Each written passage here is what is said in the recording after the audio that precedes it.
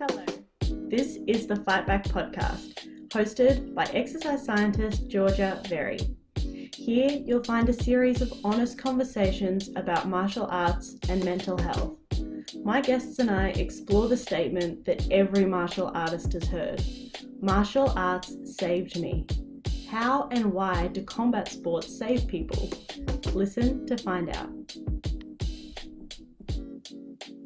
Hello everyone, welcome to the Fight Back podcast. I'm here today with Steph, and Dr. Stephanie Phillips is a comic book writer these days, but she's also a pre-COVID Muay Thai practitioner whose research in some of her undergrad and postgrad, I think, sort of took her a little bit down a path that she didn't really realize was going to be there when she started talking to women about why they were involved in martial arts. So I was really excited to have Steph on because reading some of the things she's written up, a lot of it mirrors some of the things that I've come across. So Steph, welcome.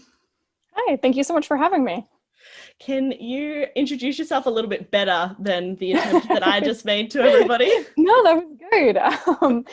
All right, let's see. I guess, so I grew up playing ice hockey, and I'm very competitive. So after college, which I practiced like on the boys team in college because there was no girls team. And then after that, like when I started grad school, I was like, I just need to continue being competitive. And I have no idea why, but I walked into a Muay Thai gym and I was like, I want to do, like, what is this? Let me do this thing. And then I tried, a couple more gyms. I tried a couple more combat sports, just like trying to get the feel like, do I like Muay Thai, jiu-jitsu? And then I found a gym that just felt really good. It felt like, I had a coach here that was, on day one when I walked in with no experience and said, I want to fight, like, I want to have a fight. He wasn't like laughing at me. He was like, all right, well, here's what we need to do to make that happen. And I had a few fights with that gym and then became a trainer there. And then eventually when I moved out of that state, practice a little less, but also just work kind of taking over from there. I write comic books, and I think now I use most of my martial arts developing cool fight scenes for characters like Superman and Harley Quinn, stuff like that. So. Which is awesome. I love it. So the question that this podcast really seeks to answer is why it is that people say martial arts saved me. So from your experience and your research, why do you think that is? Oh, that's a really good question. I feel like one of the things that I really, I've heard a lot from women that I've trained or just from my own experience is the way that it connects your entire body. Like you can, not training Muay Thai now, I get a little frustrated with workouts because it's like, I'm working on an individual muscle, and I get that maybe you're still strengthening core or something while doing, a bicep workout, but nothing does that in the same way that I've found a martial art does. Like you throw a punch and everything from your toe position to your nose has to be in such a specific way that all of a sudden you're connected to your body in a way I just sincerely never have been. Like the comfort level with myself drastically changed. I think it allowed me to make different choices in my life. Like, did I want to pursue a PhD? Or just even the weird confidence of walking into a gym with people I don't know. And at the time, I was the only female fighter in the gym for years. And, just walking and being like, cool, I'm here, I'm going to fight. And, I think having somebody take that seriously and work with you to get to a mental space where you're okay with getting in a ring with people watching as you go to beat up somebody else. It's like, I think it's a weird mindset that you have to be in, and it takes discipline, it takes confidence that I definitely didn't have before joining the sport. And I think all of those things really help connect people in an individual way with themselves. And I think that's something I found too in working with women was, somebody said, oh, this workout, like, I'm throwing a punch. Why does my calf hurt? It's like, yeah, that's a really interesting thing that she's commenting on that, like, I don't think she understands how deep that comment really is, which is just like every single piece is connected. And I think that's what I love most about fighting as well. Yeah, it's my favorite question. Obviously, I started a whole podcast about it, and there's so many, we could talk about it in so many different streams, I suppose you could phrase it, in that I don't think there is one answer for why that is, because it's different for everyone. But you've got a really good idea from having interviewed, is it 300 women filled in your survey? I was shocked. That was, it started with like giving it to a few people locally, like, women I knew, and letting them fill in anonymously. And then it became people being like, can I share this with another gym or, another female fighter I know? And it spiraled. And actually some of the people I met doing that survey are people I'm still in contact with. Like, I've never met them in real life, but, they just emailed me to talk about their answers or to say they had never thought about fighting in terms of, the differences between like violence and what we do in a combat sport and things like that. So that was, I think it was a really cool experience just doing the survey itself and connecting with other female fighters. And what was some of the questions that you were asking on the survey? I tried to be really broad and not lead people. So I was mostly just asking like why they started or, about other interactions they had had in the gym. Like, so the survey was for anyone that identified as female and what that experience was like if they were the only female in the gym, how long they had been practicing, why they started. And really it was that question of like, why did you start fighting? That became like this. It was so open-ended that I got results that I don't think I realized or that I didn't really intend. So, a lot of people talking about childhood trauma of some kind, sexual abuse, those kinds of things that really drove them to reconnect with their body. And it was interesting because people were like, well, this seems counterintuitive that you would choose something that is violent, or at least on the surface violent, but honestly, you just think about how controlled this sport is, like how controlled you have to be over your own body. And it's really a kind of agency, I think, for somebody to be able to control those muscles all at once and actually be a part of the sport. And seeing that growth too, like, my first fight, I got into the ring and adrenaline kicks in and it's like, all right, technique is out the window. I'm just going to smash. Like,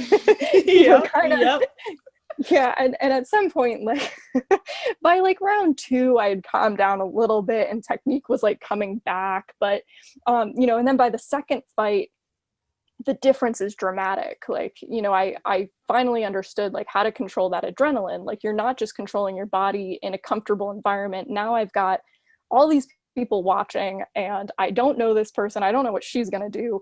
So you have to be really in control in a way that also changed again. And now I had to prepare for this. And I think it gave me just a different perspective on my body. And it also helped me, I think, teach other women. So after doing the survey, I kind of talked to my gym about starting women's programs, doing self-defense classes, and trying to figure out how to make the environment, I think, more inviting for people that weren't, I call them dude bros, and I mean this lovingly because I have great relationships with them, and I think that they would self-identify as this as well. But we're talking about like big muscled guys that, when we hit pads, we kind of like scream or something, and it's like somebody else comes into the gym to check it out, and I had women that I would just try to like, oh, come in, just try a class, it's for free, see if you like it, and they'd be like, there's all these big guys sweating and yelling. It's like, okay, so we need to find a way to think about the environment and give kind of this really safe place for women to start having that experience. And I loved coaching. I liked coaching in some ways more than I think I liked actually fighting, which it got to be a cool experience too. What were some of the other features that made your women's class different, apart from the absence of the bro dudes?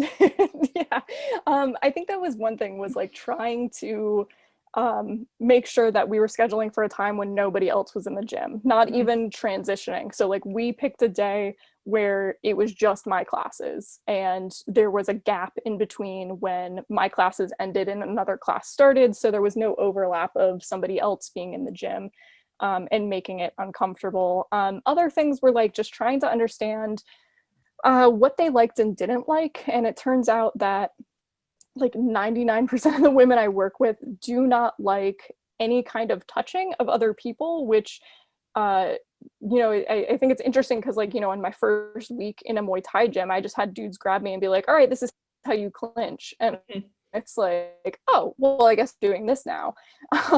But I absolutely understand that for somebody that didn't grow up with, you know, a brother that you were constantly fighting with or playing men's hockey, it is very odd to just be grabbed by a man and like stuck.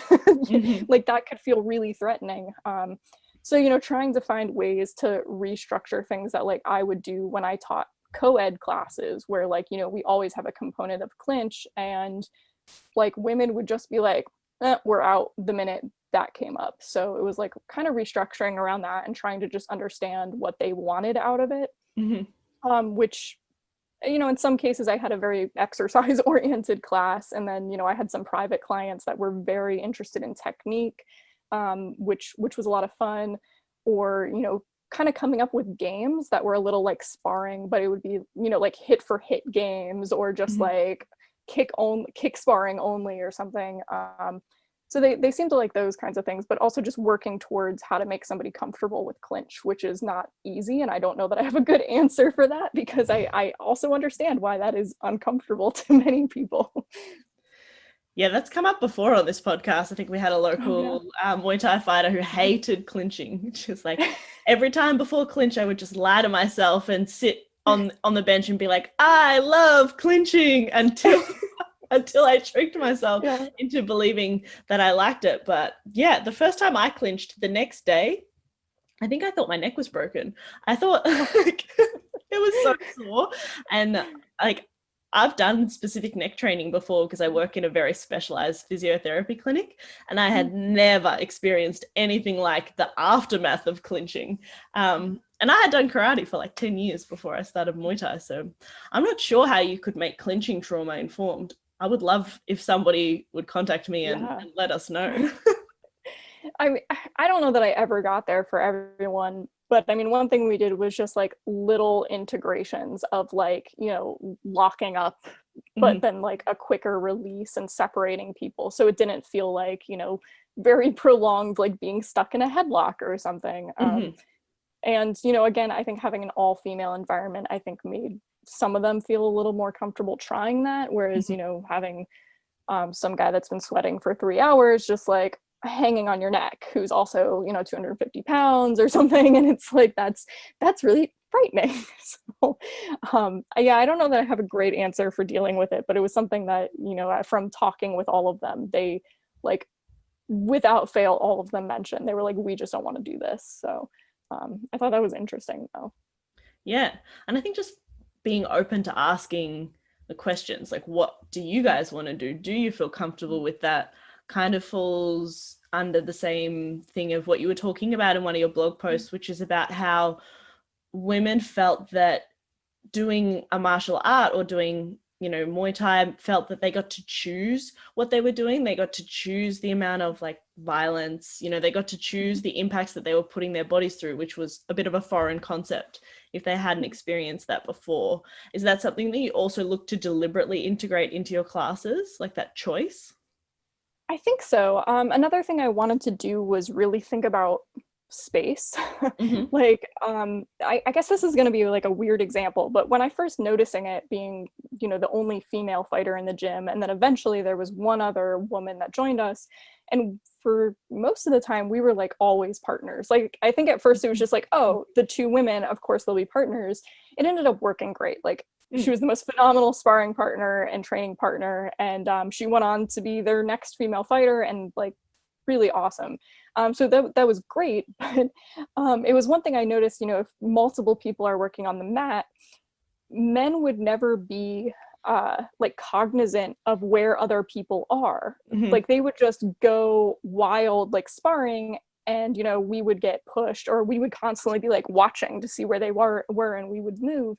And the thing is, like, they weren't doing it intentionally, but I kept noticing this. And I told her one day, I told my partner, I was like, we keep moving for them. We need to stop doing that. Like, just let's see their reaction if we just stay put.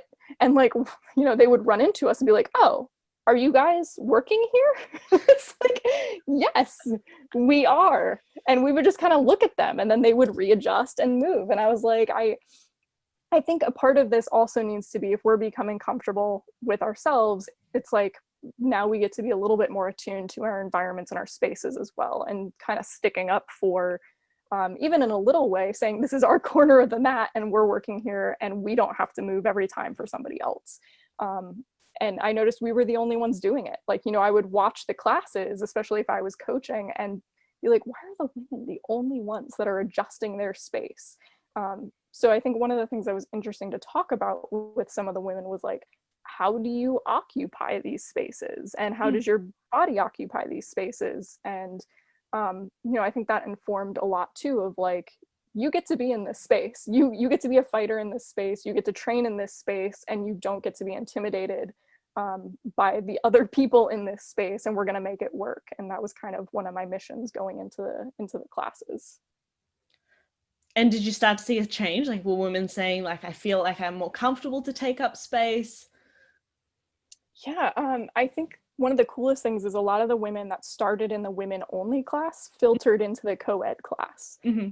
And, you know, I'm not in that state anymore, but I can see, like, you know, their Facebook posts, and I see a lot of the women that I trained in the women's classes they kind of filtered into a lot of the other men's classes, and I see some of them there every single day. And it's like, that's great. So you found a way to be comfortable and say like, oh, I get to belong in this space. This is a sport I want to do, and here I am, and kind of not apologize for that. So I'm really happy to see that they're still training. Yeah, that's fantastic. And I think it's a universal issue with this whole like women not wanting to take up space. I've spoken to Chloe McLean about this, who's a researcher in Scotland, about this issue in karate. You know, from my experience, even with doing jiu-jitsu, I've seen that women who are higher grades than men, and in jiu-jitsu etiquette is that if you're the higher graded couple, you know, like the combination of your belts together, the higher graded couple doesn't move when you inevitably roll towards each other. And even if women outrank men, they will still move. You know, there's a couple of exceptions, of course, to that, but it's just interesting how I don't know. What do you think? Is it social conditioning? Is it something else? Like, why does that start? That's a good question. I mean, social conditioning does seem like like the at least a big umbrella for this. Just in terms of, you know, I always think about every time we would move, my partner, she would always be like, oh, I'm sorry. And I was like, stop apologizing. Like, they actually came into our space. And I was like, but, you know, I'm not like mad at her. I get it, because at least for me, for a while, that same thing was there to apologize. And, you know, doing martial arts, I think actually helped with hockey, which I still play, at least rec league hockey, but it's still always men. And it's kind of interesting when people get upset, like, oh, you were too aggressive or something. Like the stigma is just that, like, if I'm playing defense, which I love playing defense, and I'm like blocking somebody out or getting in somebody's way so they can't get the puck, it's always, why are you being so mean? Or are you on your period? Which gets asked a lot on the ice. And it's like, oh man, why are you so grumpy? Or what are you so upset about? And it's like, well, this is the sport. So I think there's also a lot of things that go into, especially sports, that make them kind of aggressive and masculine. And that's always supposed to be, you know, something that's reserved for men and not something that women get to occupy. Like, that kind of state of being. It's like, you know, if a man is pushing another guy in front of the net in hockey, you're applauded, but, you know, I do it and they're like, oh geez, what's wrong with you? Like, I'm doing the exact same thing. Like, you know, we're gonna get judged, I think, a little different for those things. Yeah, I don't know. I suppose, yeah, getting in and practicing taking up space is probably a pretty good place to start. And then you can, yeah, I don't know what else comes. Maybe for men listening to notice whether you're unabashedly just taking up more space, and the way the women are responding as well. I think that's what Alex would say is something that, you know, is maybe starting to happen a little bit more now, which is pretty cool. I think one of the other things that comes up in a similar vein for women is the bruises and like the black eyes and things like that might come, where for a man, if they have like a black eye, it's like, oh, you're going to fight, like that's awesome, how did you go? And for a woman, the assumption immediately is that she was abused. How did you did you speak to women who had encountered that? How were they dealing with it? Like, what's your comment on that? I did speak to women that mentioned that, and it was pretty much across the board, kind of what you're mentioning, where it was, oh, you have all these bruises or marks, it's, you know, what happened. I mean, that happened to me after a fight once. My ankle was really messed up and my dad wanted me to get it x-rayed, so my dad took me to the ER, and there was obviously, you know, separating me, asking me questions about how it happened. And I was pretty high on adrenaline still. And I think I wore my medal, because I had a medal from the fight. I wore it into the ER, and I was just like, I was in a fight. And they were like, what? And my dad was like, no, there were referees, not like a bar fight. Like, this was a sport. But, you know, there was obvious concern. And I've had that before with like black eyes or things like that, walking around just like the grocery store, and you have people like, are you okay? You know, asking those questions. And on the one hand, I'm glad that there is such concern. Like, I am glad that people, like, I don't think anybody that's ever asked those questions has been like, oh, these people were being rude about it. I get the sense that the people asking are genuinely concerned, and the high level of domestic violence that we see against typically a male partner against a female is so high that I think on the one hand, I'm glad that there's such visible concern for those things. Though I guess this is more about tattoos, but I was speaking to somebody about how your body changes through a sport. And one of the things that she mentioned in terms of both fighting and having tattoos was that there's this kind of like, it's almost this like aggressive act of owning your body to be okay with these marks. And we were also talking about her having these very visible tattoos, and she was like, this is my act of self-defiance against all the societal norms of people saying that, you know, women don't get to have black eyes and still be attractive or wanted by society, because it makes you gross or whatever the stigma is. I think, what was it, there was an announcer once announcing a fight, and he was like, I don't know why women would want to ruin their pretty faces, like that kind of stigma. And she was like, it almost feels like to get in the ring, to get hit, to take the hit, you know, to make these choices, to change your body in a way that is often deemed not feminine, is such an act of like aggression against the system, that she was really proud of it, that these were like medals of honor almost. And I really like that answer and the way she phrased it, of like, this is aggression against the system. And I like that. I think it's a really cool way of putting it. I do love that. I wonder if, you know, it could end up becoming, as more and more women are doing that and are outwardly like showing off their bruises, that it could become like almost a safe space for women who have experienced a lot of trauma. And what I mean by that is, like, for example, if they've spent, you know, years covering things up because of the truth behind them, but finally the truth is actually not something sinister, it's not something to be ashamed of, but it's something to be proud of. And not that you should ever be ashamed of being a victim of domestic abuse, but of course those are some of the emotions that tend to come with it. But when you're around lots of people who for them it's normal, like I've always got bruises, all my friends have always got bruises, it's weird if I don't, and then have bruises and be around them, then you can start to model for a situation where it's just normal. And then around other people, you can just be like, oh, it's because I was at training. And all of a sudden you have like this almost protection from having to talk about the things that you don't want to talk about. And that's the whole reason why martial arts is so great, because you never have to talk about the trauma. You get to heal without having to bring it up and talk about it again. Yeah. Absolutely. No, I like that. I think that's a really good way of thinking about it also. What else did you find in your research? I'm so fascinated by it.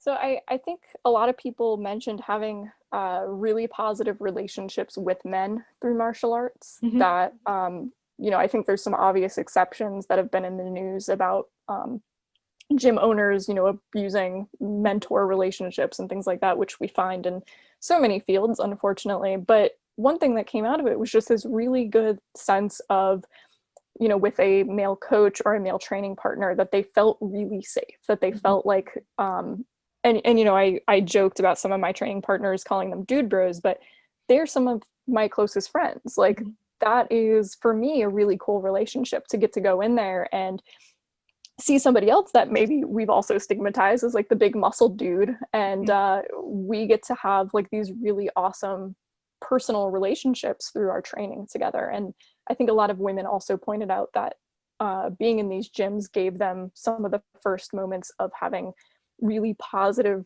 relationships with men that they hadn't had before this. And you know, I completely agree with my coaches, or, you know, there would be days where, especially preparing for a fight, you know, you just have somebody in your corner that can sense, you know, especially if it's a good coach. I think, you know, my coach knew if I'm really stressed, or he could tell if I left training in a way that was like, you know, she's a little off or something, and I would get called just to like talk about like where's your headspace at or something. And it became like a, you know, you have to trust this person. This person is putting me in a situation where I could get hit, and I have to trust that they know that I'm going into a safe interaction, that they're going to keep me safe. And, you know, if I can hear from the corner him yelling, you know, jab. And I think that was a big difference for me between some of the first couple of fights and later, was just hearing him yell, because maybe I'm not seeing it, and trusting that like, okay, he's telling me to throw a jab, I'm going to do it, because, you know, he's not telling me because, you know, he wants me to get hit. Like, this is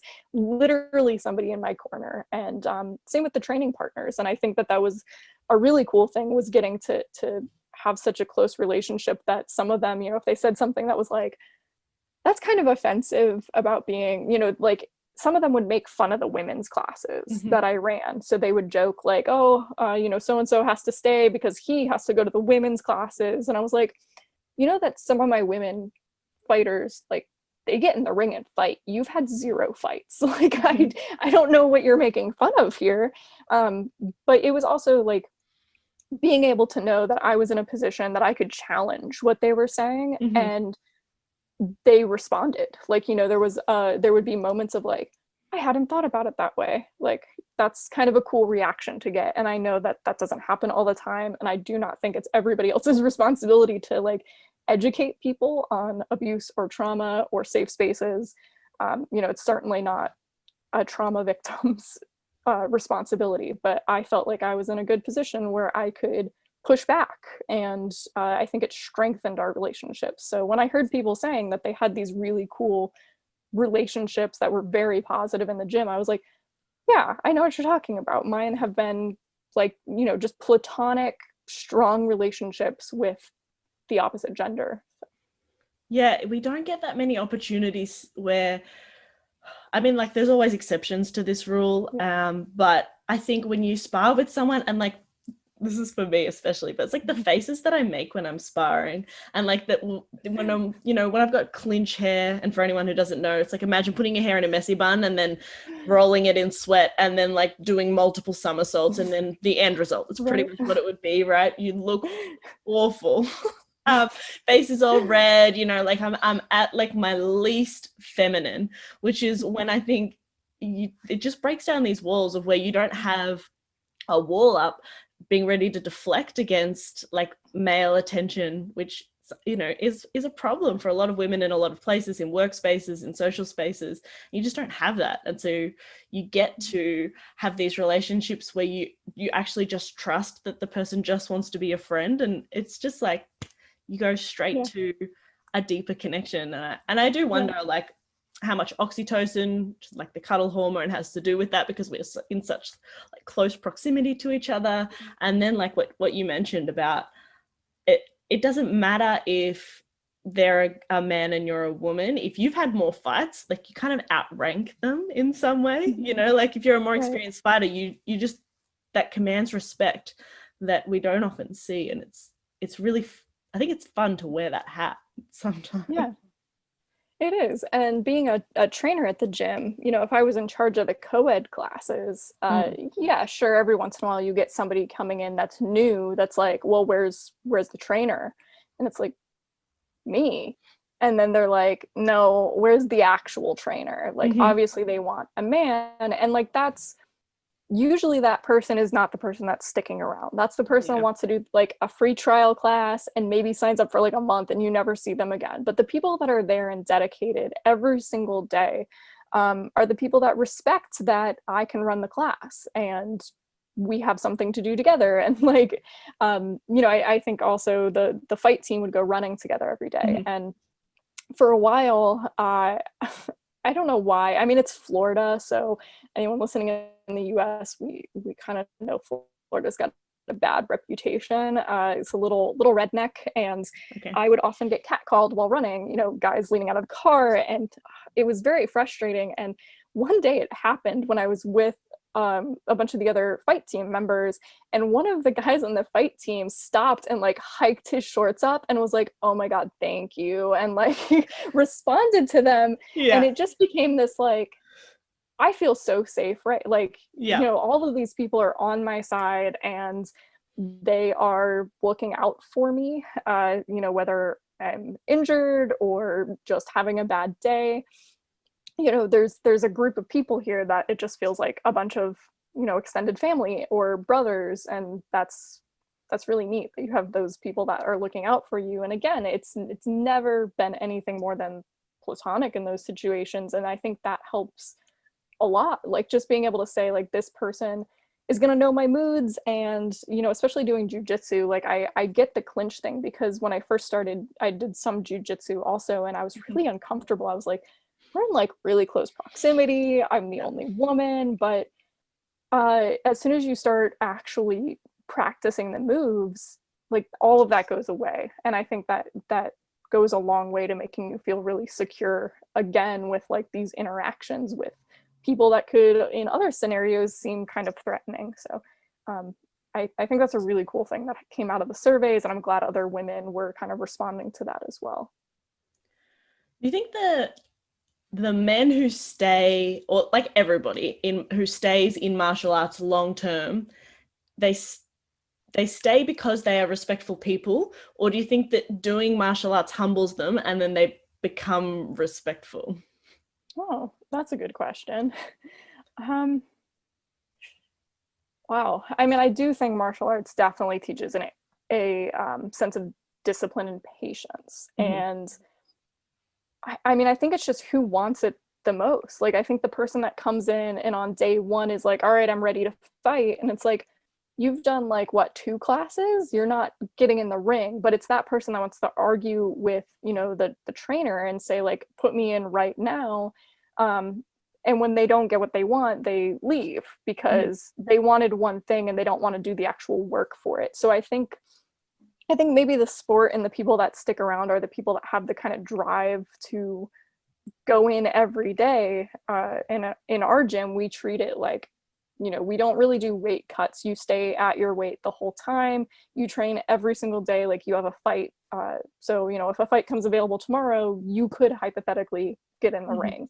And that takes a lot of commitment. And I think it's, the people that stick around are the people that are willing to make that kind of commitment. And, the people that just wanted one fight for like an Instagram picture or whatever it is they were hoping to accomplish there, they realize that's not going to happen and they leave. Yeah, it's tough question. I think it's both.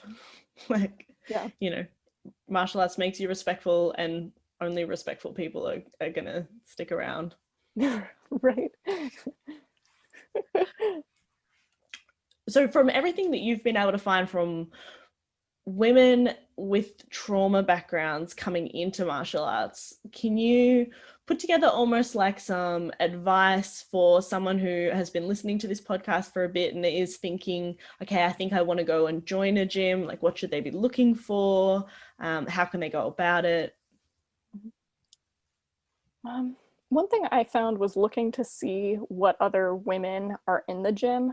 So when I moved states, that became kind of important, which was like going and watching the classes and just seeing how people interact with each other was actually really helpful. Just kind of like, I was choosing a new place to work out and I kind of wanted to see like, what is this place like? And not just, go take a class, but I just wanted to kind of observe like who's coming in and out of the door and how do they talk to one another. And, I think it's a little different because the gym I started at, I was the only female, but the gym was really new. And so we kind of had this opportunity of like growing the gym, and the longer I was there, the more involved I became in the process of helping it grow. Mm-hmm. And I would say that's definitely different. And again, I don't think all women have this kind of background of being in a locker room with 20 something men every day to play hockey. Like that's a really different experience.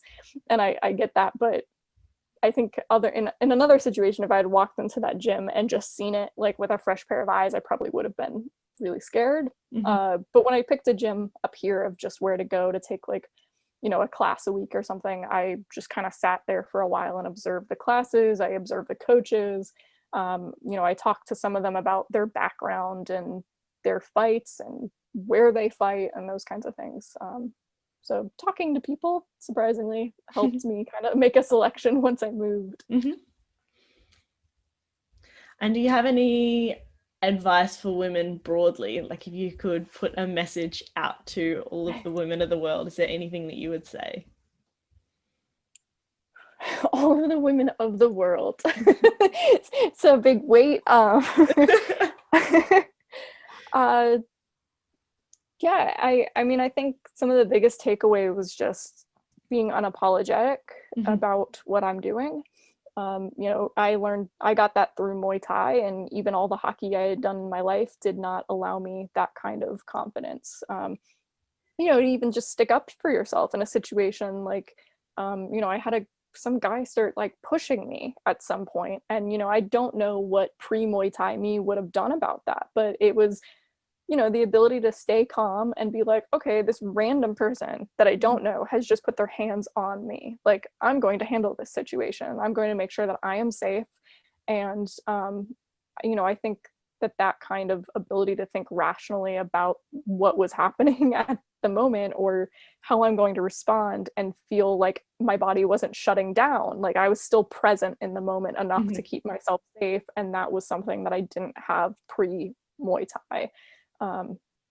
So, you know, doing a martial art, doing something that you feel confident about with your body. I joke that my parents raised me and my siblings like Spartans. Like we had to read every single day. We had to get straight A's. We had to play a sport. And, you know, my dad is very athletic. And I think that helped, like, you know, just playing a sport and seeing its impact on other things and having that relate to, you know, what I was studying. And even now not training Muay Thai, I still, when I'm not physical or active, I feel terrible. So just trying to keep up that level of, you know, physicality and respecting my body, which again, I didn't have pre-Muay Thai. I love it. If people want to find you, where are you? Primarily just on Twitter at Steph_Smash, which was my fight nickname. I love it. Yes. Not because I was a good fighter, but because I could break things in weird ways. Like I once broke a toe from like getting it stuck in between a slightly raised floorboard. Don't know how I did it, but yeah, it was more because I was just likely to break something in a very unusual way. So. It would definitely have been intimidating to your opponents. Steph Smash? Oh my God. I know. But if they knew the actual reason behind it and be like, oh, she's just really clumsy. It's always the way. Anywhere else if people want to check out your work as a comic book artist? I think just through the Twitter, I post most of what I'm working on. So they can kind of find it that way. Or at their local comic shop. I think most of my work should be there, hopefully. You can request it if it's not. Amazing. All right. Well, I think we are going to wrap it there. I don't want to take too much of your time, but this has been a really great conversation. Like I said, I'm so excited to have you on because your research, I think, confirms a lot of what I've already suspected, which is always nice, but really digs a bit deeper and gives us even some more insight, which is really, really valuable. Well, thank you for the chance to talk about it too. It's, you know, if I can't do Muay Thai, I guess the second best thing right now is to talk about it. So I appreciate it. Yeah, it's been my saving grace in 2020. Absolutely, yes. Thank you so much for listening to the Fight Back podcast. Please give me a like on YouTube, leave me a review wherever you listen to podcasts. Thank you to Nari for the beautiful song Shape Me, which is heard at the beginning and the end of this episode. Nari wrote this song about Shape Your Life, which is a boxing program for self-identified female survivors of violence in Canada. She wrote this song using the words and experiences shared by participants with Kathy Van Ingen, and you can find out more about Shape Your Life in my interview with Kathy in episode 8 of the Fight Back podcast. And of course, you can hear more of Nari's work by going to her Instagram at Nari the Saga. See you next time. Nobody shapes me but me.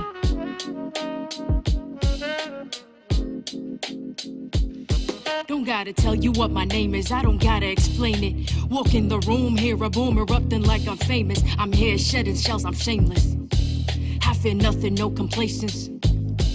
Walk too many tight ropes with no hope, so I became this poster they hold over all the heads of trauma holders.